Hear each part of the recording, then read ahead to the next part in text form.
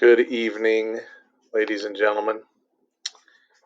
My name is Mark Belli, and I thought it would be a great opportunity for us to start with a little humor as our school year begins. So let's proceed.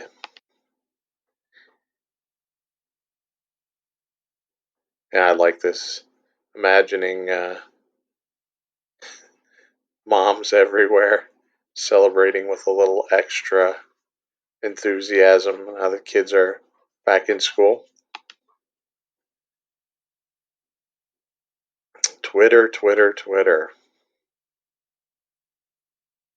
I actually don't have a Twitter account, so you don't have to worry about following me on Twitter.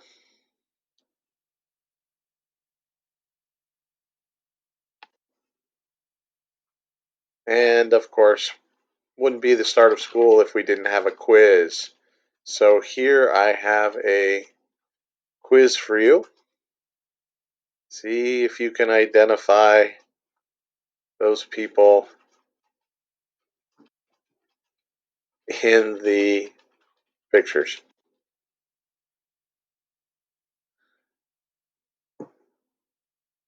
So just a little bit of fun humor there.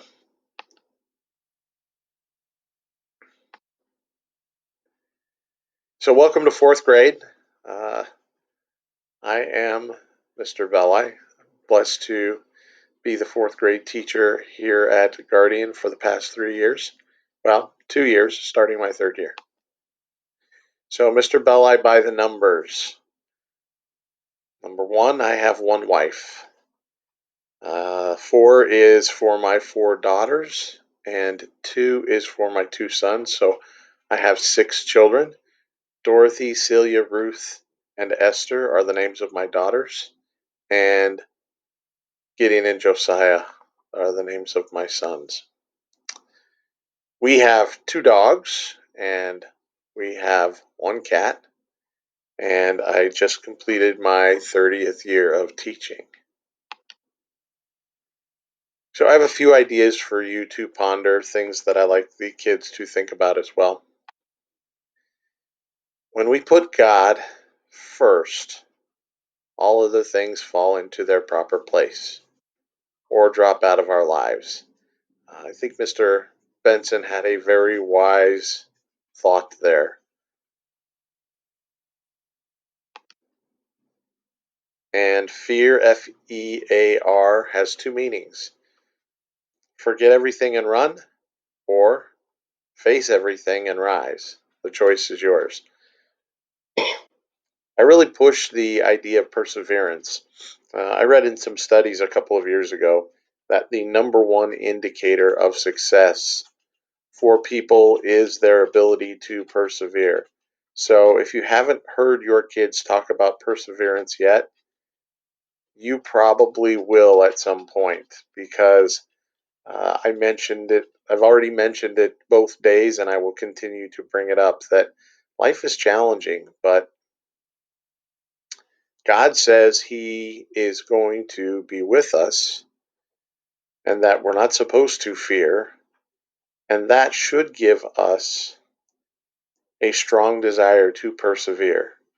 It doesn't mean things are going to be easy, that we'll be on a smoothly paved road. I mean, come on, you guys live in Michigan, so you know smoothly paved roads are not the norm. That being said, you still get from point A to point B because you choose to drive on those roads anyway. Well, it's the same in life and it's the same in fourth grade. There will be challenges. Some of them will be difficult, but your your students, your children will persevere.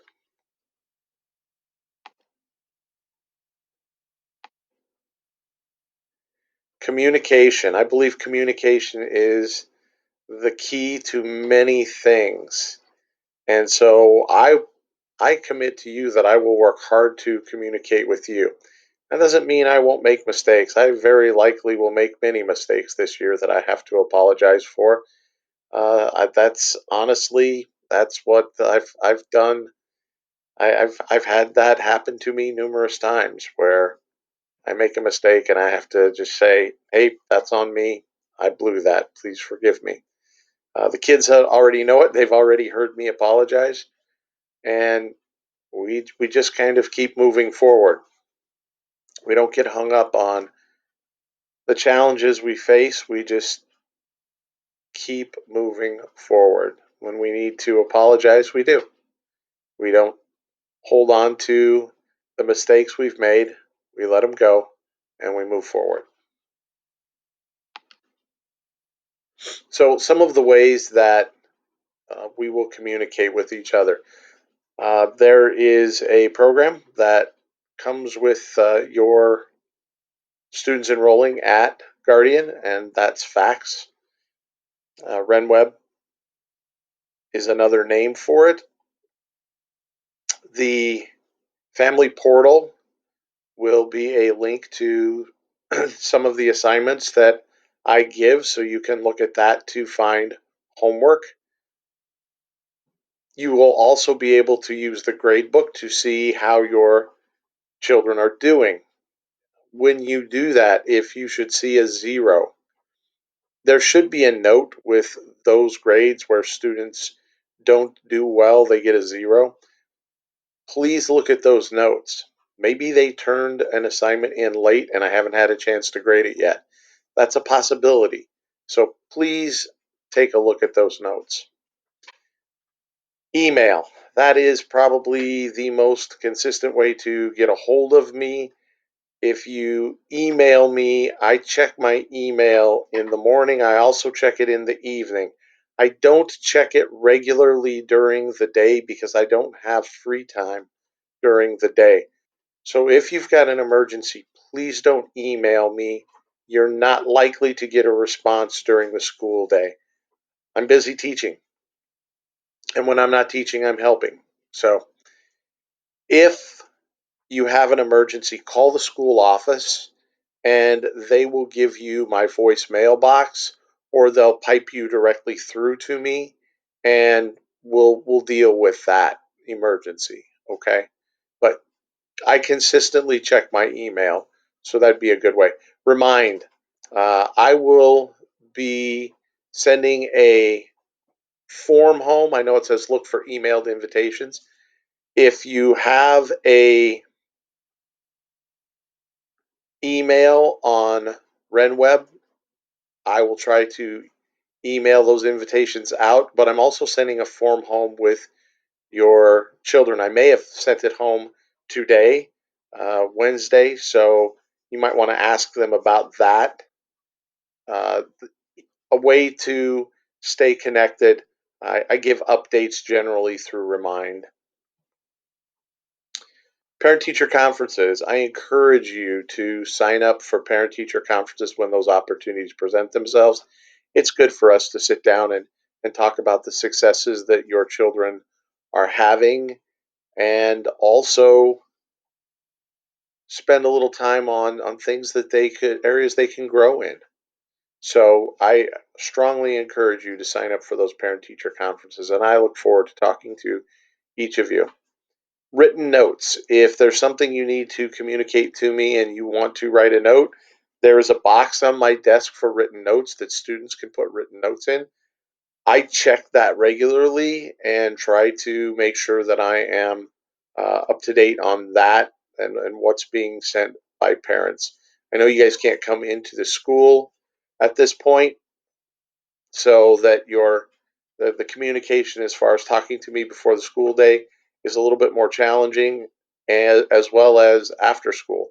So by all means, feel free to write a note. I will look at that. Phone calls after school. You can take a chance on that. Sometimes I'm not in my classroom after school, and so it's a little harder to get a hold of me.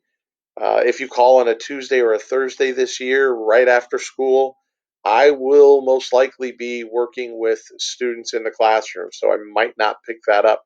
I might listen to the voicemail later.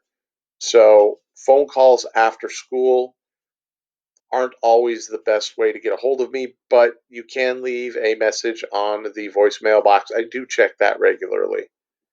And then sometimes you can catch me after school if I'm out in the parking lot and you have a quick question. I'm almost always available to answer those. Tuesdays, Thursdays again, though, I will be starting my homework club in my classroom, and I'll have more on that a little bit later in this presentation. But you're welcome to try and catch me after school. You might be able to do that if it's not a Tuesday or a Thursday. Okay. All right. Moving on. So forms. The syllabus, I will be printing that out and sharing that with your children. I probably have already done so by the time you see this video. But if you are looking for it, here is a link to my syllabus.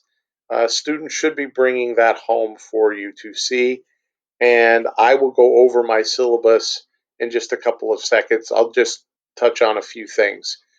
Fourth grade class schedule is the same thing.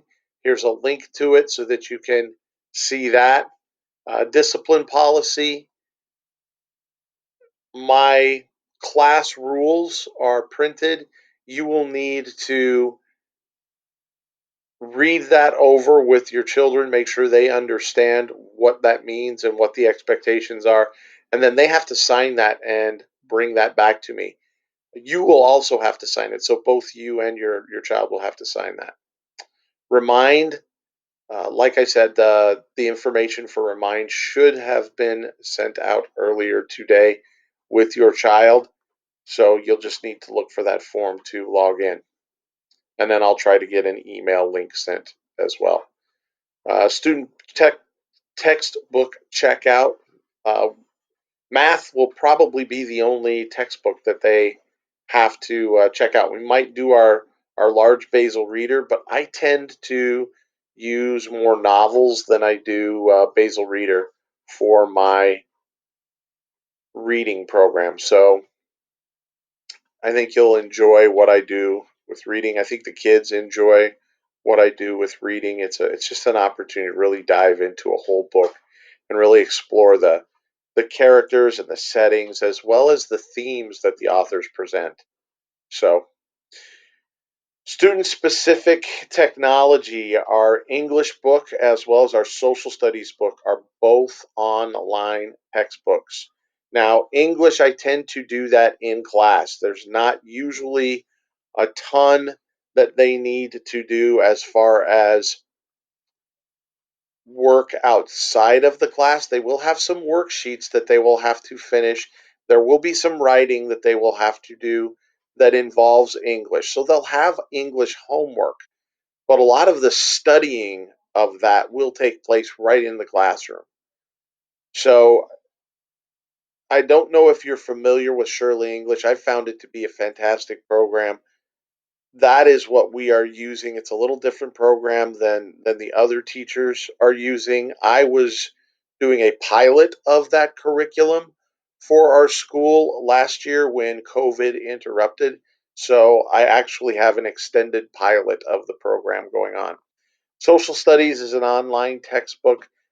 We use that to a degree, but we also use books about the regions, the various regions of the United States that we find in EPIC, books that are written on their level. So if we're doing a project on the Northeast, if we're studying the Northeast, we might read books about some of the things that take place in the Northeast, whether it was history, things that took place, or whether it's current things that are taking place, like cranberry farming or uh, vineyards in the Finger Lakes of New York. So we will use the textbook, but we really use a wide variety of materials for social studies. I also expect them to get into geography pretty heavily, and we are going to change to a little different program for geography this year. You may be familiar with it, you may not. It's Cetera. I've explored it and find it to be both challenging as well as something that is very beneficial, something that the fourth graders can handle for sure. Some of them will will just love doing geography. Each year, I have kids who just really thrive on the opportunity to do the geography the way we do it. So we'll do quite a bit of geography as with our social studies program. Okay, I know this is a long video. You're hang in there. We're almost done. Camp in May. We are planning a third, fourth grade camp. God willing, we'll be able to do it. Now, there's the possibility that we won't be able to do that overnight camp. We'll wait and see kind of how things play out. Homework club. Homework club will meet on Tuesdays and Thursdays this year. It will not start this week and probably won't start next week. I will get information to parents who request it, have an interest in homework club. I'll get information to them about the start of that. My guess is we're looking at the third week. Third week, third yeah, third week for homework club. That starts at 3:05, between 3:05 and 3:15. Once I get my other kids out and in their proper place, and then I work with the kids until about 4:15. Basically, what I do is sit in the room, and well, I don't sit. I move from student to student as they need help. I give them assistance. Okay, so think of it as somebody whom they can do their homework, and then if they have a question, they can ask. Otherwise, I just kind of let them do their homework. I will check when if I have time. Depends on how many students are in there. I'll check over assignments to make sure that they're done well. If I have quite a few students in there at that time frame, you're still going to have to check the homework. And I would recommend that you do that anyway, just so that you have a good idea of what what your child is learning. I try to post the spelling and memory words on Saturdays in Google Classroom. This includes links to practice vocabulary quizzes that they can do through the website quizzes. That's spelled Quizzizz for that website. So I will give them links to those quizzes so that they can practice them on the weekend. Occasionally, I don't get the memory or the spelling posted on the weekend, but they will get a spelling and memory paper each Monday if we have school on Monday. We have no school on Monday and it's Tuesday, it'll be Tuesday of that week. Okay? I will also create a geography link probably through Google Classroom so that they can go right to the Cetera quizzes. Okay? Thank you for your patience. We're almost done. I have a link to some research you are welcome to look at if you would like to. It's research that I have done to get my own master's degree. Just kind of includes the way that kids learn and some things that we might not have thought about ourselves. So I'll post that link really quickly here. Maybe. So there it is. It's a Prezi that I made that kind of shares information about how people learn, and I think it's valuable information. You're welcome to try it out and see what if there's things there that you understand and it makes perfect sense, or if there's things that you look at and you go, wait a minute, that doesn't make any sense. Ask me. I'll be happy to explain what I found when I did my research a couple of years ago for my master's degree. Okay. So please let me know if you have any questions. Part of this is blocked out, but it's Mark Belli at guardianlutheran.org. Okay. And I know that there was another slide that showed that. Okay. So that's kind of the end of this presentation, but I'm really quickly going to pull up my syllabus so that you can see what that's going to look like. And basically, I have a note to you about what a greeting and then what my assignments and homework are going to look like. 30 to 50 minutes should be about the max per night. Although I will say that I encourage you strongly to spend some time every night reading with your child, or making sure that they read. And I would say 20 minutes would not be too much, in addition to that 30 to 50 minutes of homework. I know you don't always have time for that. I get that. I've got 6 kids, so I understand how that time sometimes gets away from you. But that would be my guidance. See if you can get that 20 minutes done. And then I go through basically what you can expect in religion, including memory, math, reading, English, spelling, science, and social studies. There's a little information down here about computers and technology as well as PE. We do have, we are planning to have art, music, technology, and library this year as well. Those will, other people, other adults will be in charge of those things. Okay. And then kind of what I expect before 8:10, and then what we're going to do as far as safety at school. We've already started those processes. My end of the day procedure, and then discipline. So all of that is there on my syllabus. This should be coming home with you, for you. Uh, Actually, if it hasn't already come home today, then it will be coming home by the end of the week. Okay? All right. God's blessings to each and every one of you. Thank you so much for sharing your child with me. There is the link, don't forget, to the schedule, which, okay, let me click that off. The schedule, there's a link to the schedule in the presentation, as well as what my 4th grade class rules are. Have a great evening. Thank you again for sharing your child.